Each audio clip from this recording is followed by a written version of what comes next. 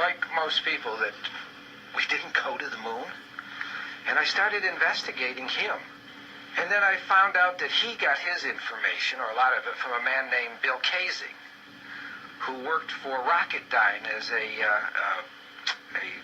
man who wrote scientific papers for the scientists. And he had a gray pass, which meant he could go anywhere and see anything. And he saw a lot of propulsion experiments, etc. And he wrote a book called We Never Went to the Moon. Astronaut James Lovell of Apollo 13 called Kaysing a wacko for claiming we never went to the moon. Kaysing, who's been investigating NASA for 20 years, is suing Lovell for libel.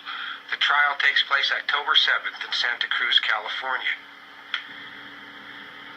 Kaysing analyzed NASA photos and came to the conclusion they were all taken on Earth. The results have been printed in media around the world. Notice the upper right-hand corner of this photo was supposed to have been taken on the moon, yet the ceiling beams are clearly evident. Here's a close-up of those beams. In January 1997, London-based Fortean Times printed an analysis of NASA's film footage by award-winning British cinematographer David Percy. Percy came to the same conclusion as Bill Kaysing. All the photos were faked. Both based their conclusions on shadows running in the wrong direction or running in two directions at once, indicating spotlights were used. The sun also appears to be originating from a spotlight, as there is a halo around it. There can be no halo where there is no atmosphere. Percy is doing a BBC documentary on all this, and it will appear in London and around the world sometime this year. He's an award-winning cinematographer who is writing a book called Whistleblowers, and it should be out in 1997.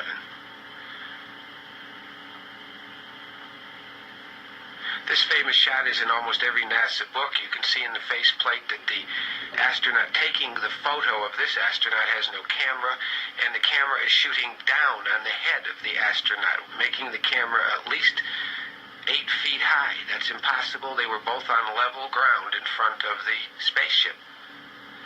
This famous shot is filled with anomalies, including tracks on the moon's surface. You can see the antenna on top of the crosshair, and the crosshair is etched into the camera. It couldn't be there. And just above this crosshair, the picture is airbrushed out.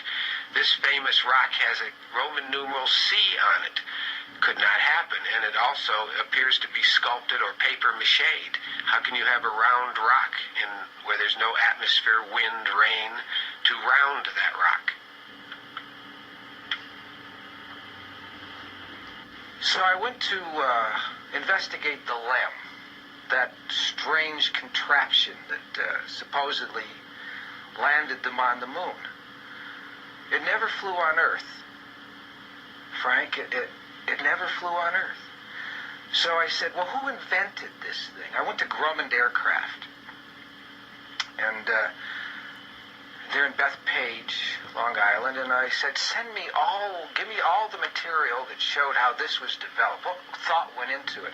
And so when it crashed on Earth and never flew once, I said to myself, why would the astronauts' wives let them go to the moon and test it out there?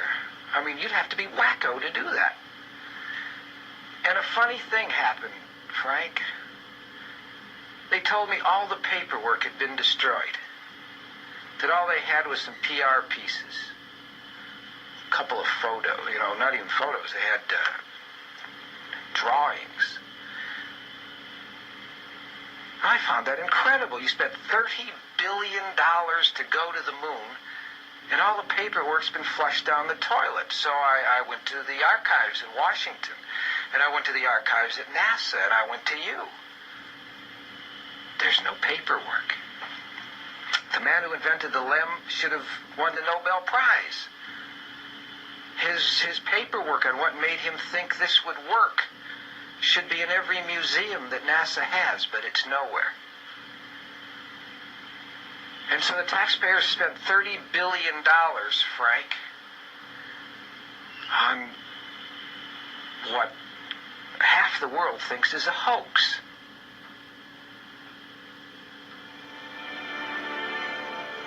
This is the lunar module falling freely toward the moon.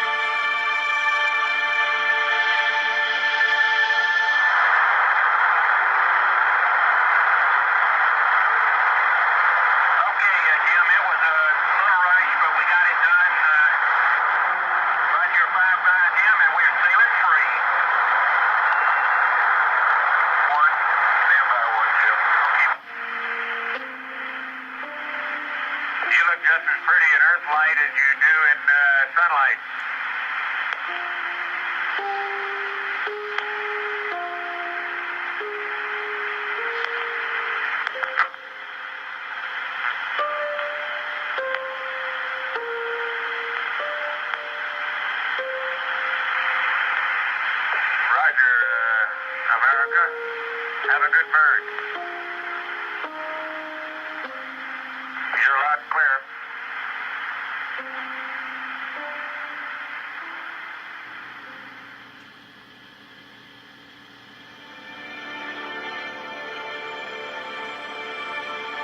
Frank, let's start with this book by Jeffrey Kluger. It was on the Apollo 13 adventure, and Kluger worked with astronaut James Lovell and with NASA, and so I assume everything in here is as accurate as that investigative reporter could be.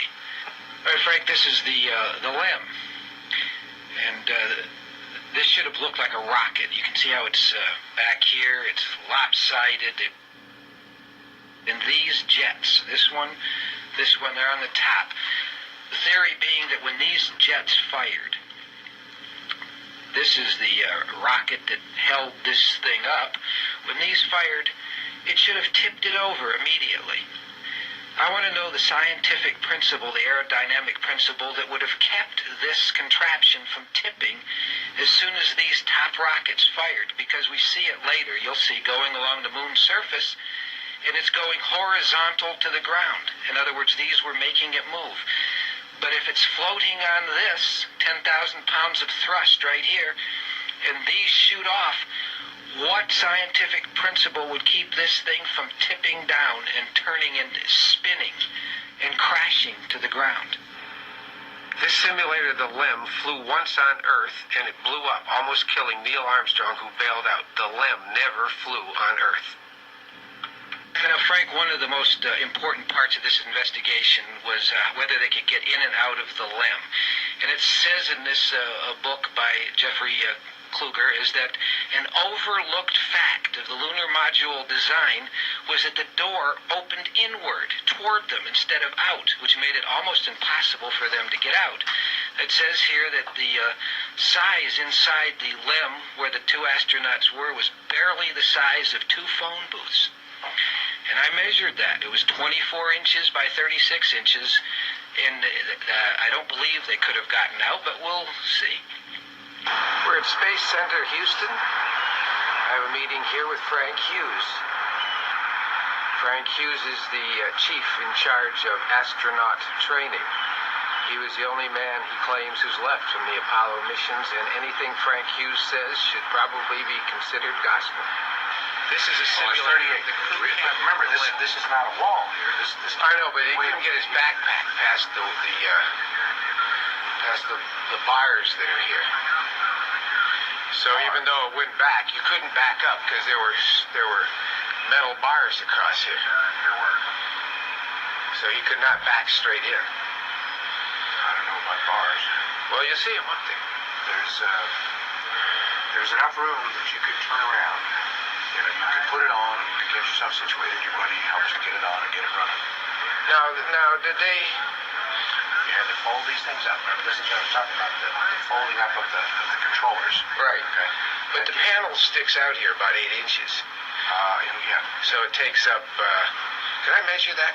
Sure. It takes up about... if that's 36 inches from the front to the back... It takes up about 8 of those inches. But you have plenty more inches here. Yeah, but you can't back up into that, Frank. That's my problem. I mean, they may be there, but you can back up.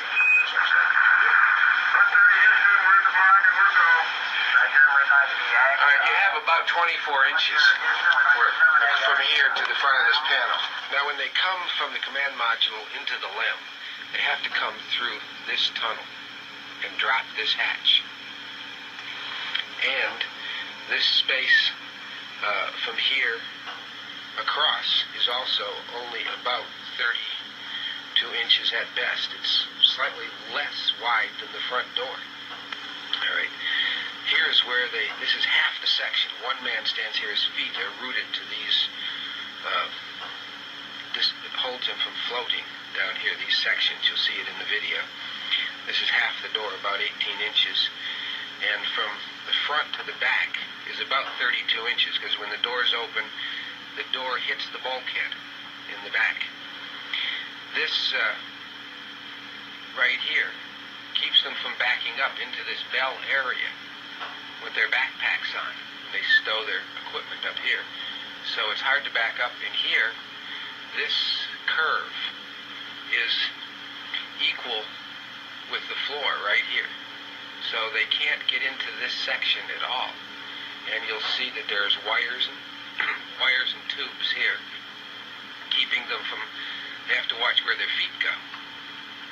So it's so tight in there that two men in full suit with backpack cannot move.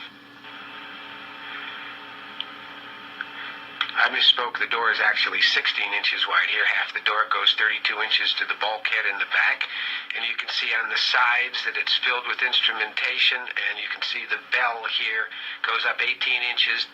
And they were laboring under the suitcase-sized backpacks that they would have to wear on the moon. And that they had to crawl out on their hands and knees. And that they had to waddle. They were so puffed up, ballooned up is the words.